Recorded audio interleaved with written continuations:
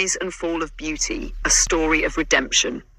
Once upon a time, in a small village called Greenvale, there lived a young, poor girl named Beauty. True to her name, she was beautiful, not just on the outside, but also in her heart. Orphaned at a young age, she had to fend for herself, learning to braid hair, wash, and style it.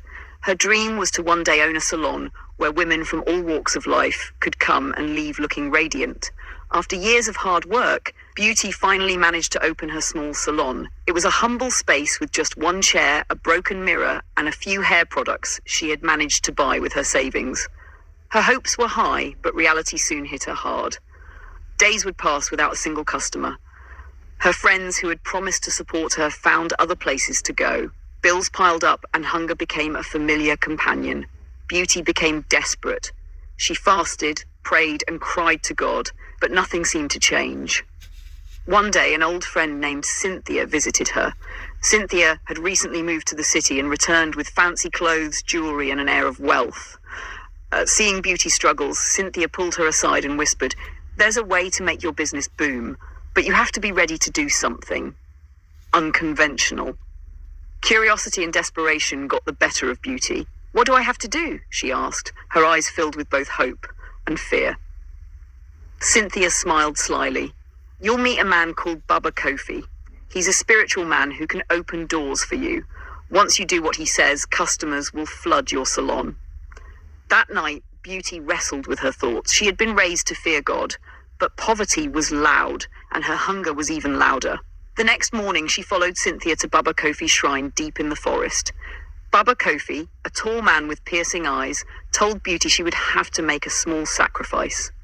It wasn't money, it wasn't even blood. "All you have to do," he said, "is bury this charm in front of your salon, and every foot that steps on it will become your loyal customer." Beauty hesitated. It felt wrong, but she was tired of being mocked and overlooked. So, with trembling hands, she buried the charm. Days later, strange things started happening. Her salon, which was once empty, now had a line of customers every day. Women came from neighboring villages, some even from the city, claiming they had heard of the magical hands of Beauty. Money poured in. She bought new equipment, painted the salon, and hired 2 assistants. Her name became famous, and soon she was invited to speak at women's empowerment events. Everyone wanted to be like Beauty. But with fame came darkness. At night she had terrible dreams. She saw shadows chasing her. Her once beautiful face began to break out in rashes, and no cream could heal them. Her health declined, and her once bright eyes grew dim. One night she heard a voice in her dream saying, "Return to me, Beauty. I am the God who gives wealth without sorrow." She woke up in tears, remembering the God she had once trusted but abandoned for quick success. The next day, as she walked to her salon, she collapsed right in front of it. Customers and onlookers gathered, but none could help. Her body shook violently, and she began to scream uncontrollably. It was as if something inside her was fighting to come out. A local pastor, Pastor Joshua, happened to be passing by. Seeing her condition, he declared, "This is not ordinary. She needs deliverance." With the help of the crowd, they carried Beauty to the church. For hours, prayers and worship echoed through the building.